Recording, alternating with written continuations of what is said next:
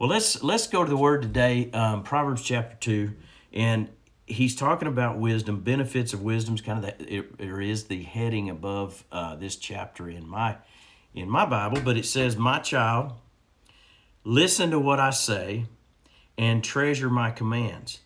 Tune your ears to wisdom and concentrate on understanding."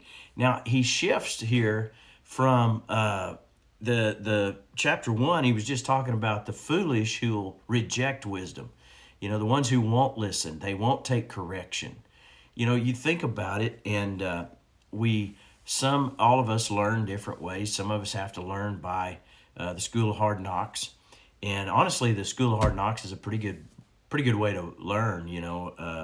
You experience things you shouldn't do, and chalk it up to experience and move on. I said yesterday, life isn't about being perfect. It's about how you respond to failures, to things that come into your life that you didn't plan, trouble when trouble comes, or battles come. How do you respond? If we can respond right, that's the key. And successful people in life learn how to respond and not let your circumstances rule you, but to rule your circumstances. And really, that's what God does, and enables us to do, is walk and our success is that we walk in the blessing of the Lord, that we walk in His provision, we walk in His wisdom is a big part of that. How do we receive from God His blessings, and how He desires that we do well in life, and so wisdom is following God and being led by Him. There's such a value there, and as a young man, I started pursuing that. Have I always been right and done perfect in this? No, it's a learning process. But here's the part of wisdom that comes. There's wisdom to stay out of the trouble or the problem or the mistake, but there's God in His grace and His love and His mercy walks us out of those as well. We can go back to Him and say, okay, now God, I messed up. I remember one great example is when we bought our first house.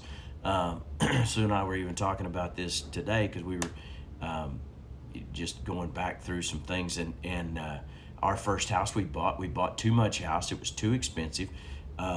Our good credit got us into that house, but the interest rates were high.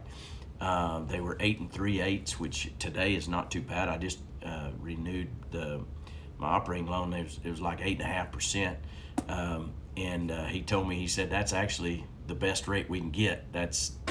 Most everybody's getting 9.5 or 10 or 10.5, or he said a lot of people are. So but fortunately, I don't. That doesn't cost them a lot. It's not like I'm, that house loan that we took out at 8 3/4 was 30-year loan and locked in. Now you can refinance that, and we eventually did. My point is, the wisdom in that situation was to have been able to save and put more down or buy a different house. There was other things, but we learned in that. Now, after we were in that house for 9 months or a year, we realized that we didn't have any money because of that house payment. It wasn't because God wasn't blessing, it was because we didn't use wisdom. So wisdom said, hey, I want to tune in my ear to God's instruction. I want to concentrate on understanding what He's saying. And we came to God in that mistake. How we responded was, God, forgive us for going on our own, making a mistake. Now, Lord, help us, restore us to a better place. Guide us how to get out of that situation. Now, it wasn't immediate, but it was glorious the way God brought us through it.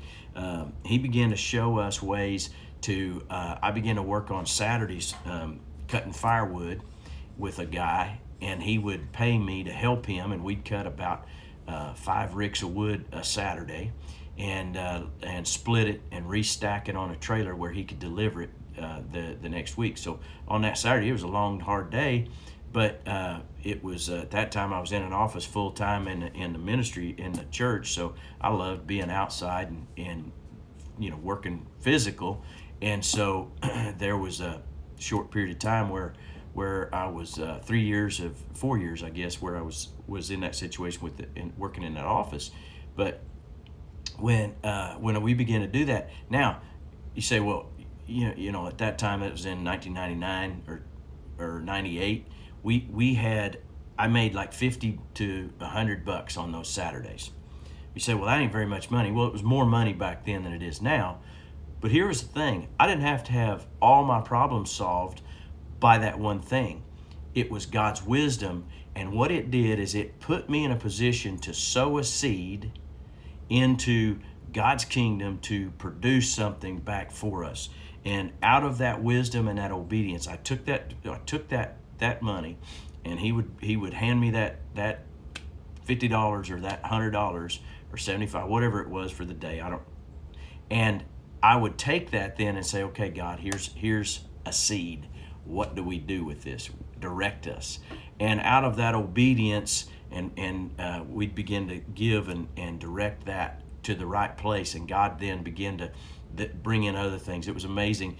As a result of that, then somebody gave Sue a job to work at home because we just had our third child, and we couldn't afford daycare. We were away from all of our family. It was all on us, and so it wasn't like she could go to work and put 3 kids in daycare.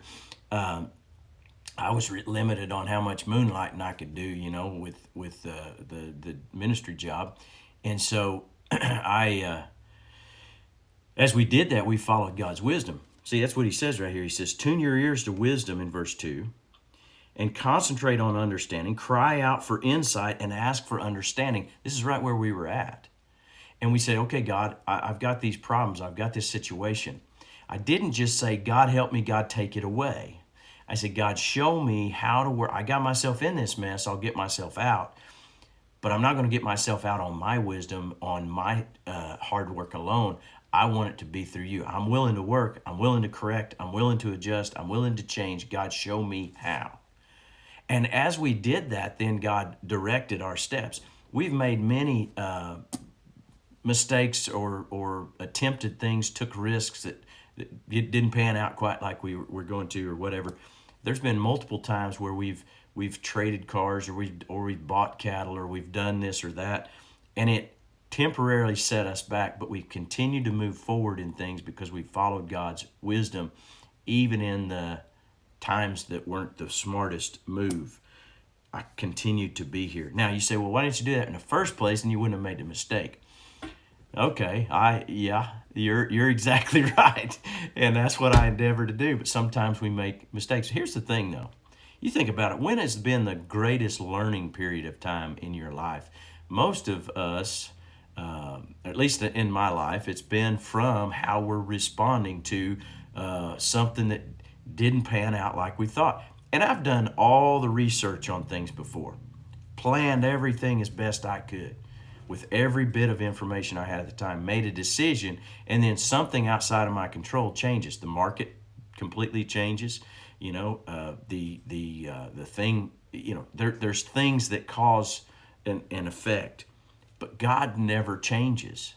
And if in my position before God doesn't change, in other words, if I just say, God, I'm with you. Regardless, I'm going to follow you as best I can, and when I make a mistake, I'm going to repent, correct, adjust, and get on your path. Boy, I tell you what, God, He will continue to take a person like that and grow and develop and bless them. The blessing of the Lord follows those who are obedient. He says, "Search for them, the instructions or the insight and the wisdom." Verse 4, "Search for them as you would for silver. Seek them like hidden treasures." First of all, you got to treasure the wisdom of God, and then you seek for it like a hidden treasure. It's funny, this barn that we've got out here was built in the 1920s, I believe, is what and it's got written on the wall in there in pencil. It's an big old hay barn, and it has written in 1942, April 6th or something, "Feed roan steer 1 gallon of feed," or whatever. And it's got feeding instructions out there. And so, and when we bought that, there's an old grinding mill in there, and there's old feed sacks where they used to, I guess, grind feed for a feed company. And there's tags on those old gunny sacks. They're really cool. It says redeemed by January 1, 1965 for 10% off or something like that. I hadn't read them in a while. I don't remember what they said exactly, but they were pointing to a time and a history, something way back. And you know,